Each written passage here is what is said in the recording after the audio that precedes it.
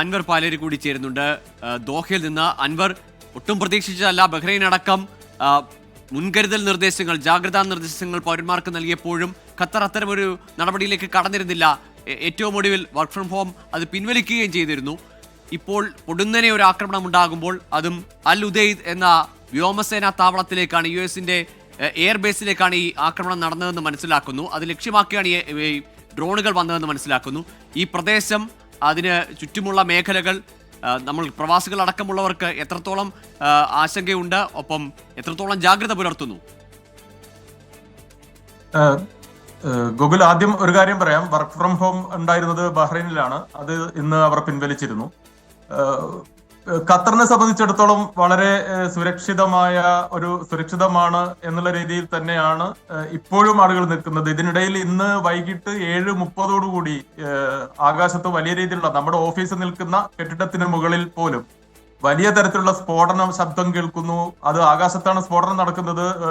സ്ഫോടന ശബ്ദം കേൾക്കുന്നു. ആകാശത്ത് തീഗോളങ്ങൾ പാറി പറന്ന് നടക്കുന്നു. വലിയ തോതിൽ തുടരെ ഒന്നിനു പിറകെ മറ്റൊന്നായി ഒരുപാട് തീഗോളങ്ങളും. ഇത് ആളുകളെ കുറച്ചു സമയം പരിഭ്രാന്തരാക്കി. ഏതാണ്ട് ഒരു 10-15 മിനിറ്റുകളോളം ഇത് നീണ്ടു നിന്നു. ജനങ്ങളെല്ലാം വലിയ കെട്ടിടങ്ങളിൽ നിന്ന് മുഴുവൻ പുറത്തിറങ്ങി. ഇപ്പോഴും റോഡുകളിൽ ആളുകൾ കൂടി നിൽക്കുന്നുണ്ട്, വലിയ രീതിയിൽ ആളുകൾ കൂടി നിൽക്കുന്നുണ്ട്. പക്ഷെ എന്തെങ്കിലും തരത്തിൽ എവിടെയെങ്കിലും മിസൈലോ ഡ്രോണോ പതിച്ചതായിട്ടോ അല്ലെങ്കിൽ ഏതെങ്കിലും തരത്തിലുള്ള അപകടം പറ്റിയതായിട്ടോ നമുക്കിപ്പോഴും സ്ഥിരീകരിക്കാവുന്ന വിവരങ്ങളൊന്നും ലഭിച്ചിട്ടില്ല. പക്ഷെ എന്തായാലും ഒരു കാര്യം ഉറപ്പാണ്, ഖത്തറും ആക്രമണ ലക്ഷ്യമായി മാറുന്നു എന്ന് തന്നെയാണ് മനസ്സിലാക്കുന്നത്. ഖത്തറിൽ ഇന്ന് വൈകിട്ടോടുകൂടി എല്ലാവരും ഭയപ്പെട്ടിരുന്ന ആ കാര്യം സംഭവിച്ചിരിക്കുന്നു. ഖത്തറിന്റെ ആകാശത്ത് നിരവധി ഡ്രോണുകളും സ്ഫോടന ശബ്ദങ്ങളും കേട്ടു. എന്നാൽ ഇത് സംബന്ധിച്ച് ഇപ്പോഴും ഔദ്യോഗികമായ സ്ഥിരീകരണമൊന്നും വന്നിട്ടില്ല. പക്ഷെ ജനങ്ങൾ മുഴുവൻ പുറത്തിറങ്ങി നിൽക്കുന്നുണ്ട്. പല ഭാഗങ്ങളിലും മലയാളികൾ കൂടുതലുള്ള പ്രദേശങ്ങളിൽ, അതുപോലെ വ്യാവസായിക മേഖല, ഇൻഡസ്ട്രിയൽ ഏരിയയുടെ സമീപത്താണ് അമേരിക്കൻ വ്യോമ താവളം സ്ഥിതി ചെയ്യുന്നത്. ഏകദേശം അടുത്തായിട്ടൊക്കെ വരും. അപ്പൊ അവിടെയൊക്കെ ആളുകൾ പുറത്തിറങ്ങി കുറച്ചു സമയം പരിഭ്രാന്തരായി. പക്ഷെ ഇപ്പോൾ ഏകദേശം എല്ലാം കെട്ടടങ്ങിയിട്ടുണ്ട്. ഇപ്പോൾ വളരെ ശാന്തമാണ്. ആളുകൾ പുറത്ത് അവിടെയും ഇവിടെയും കൂടി നിൽക്കുന്നു എന്നുള്ള ഒരു സാഹചര്യം മാത്രമേ ഉള്ളൂ. അൻവർ, ഈ ഖത്തർ ഭരണകൂടത്തിന്റെ ഭാഗത്തു നിന്ന് പുതിയ എന്തെങ്കിലും ഈ ഡ്രോൺ ആക്രമണങ്ങൾക്ക് ശേഷം എന്തെങ്കിലും മുന്നറിയിപ്പുകൾ വന്നിട്ടുണ്ടോ?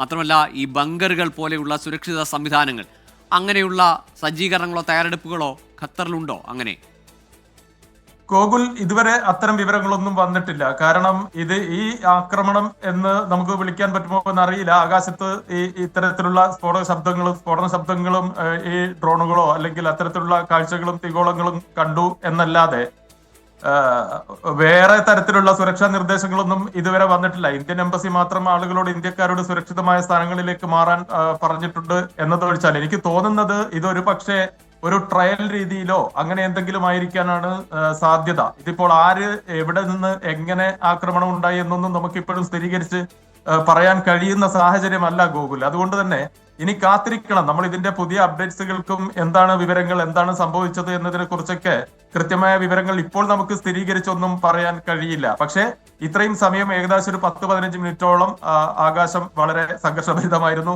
ജനങ്ങൾ വലിയ പരിഭ്രാന്തരായിരുന്നു, ആശങ്കയിലായിരുന്നു. ഇപ്പോൾ അതൊക്കെ കെട്ടടങ്ങിയിട്ടുണ്ട് ഗോകുൽ.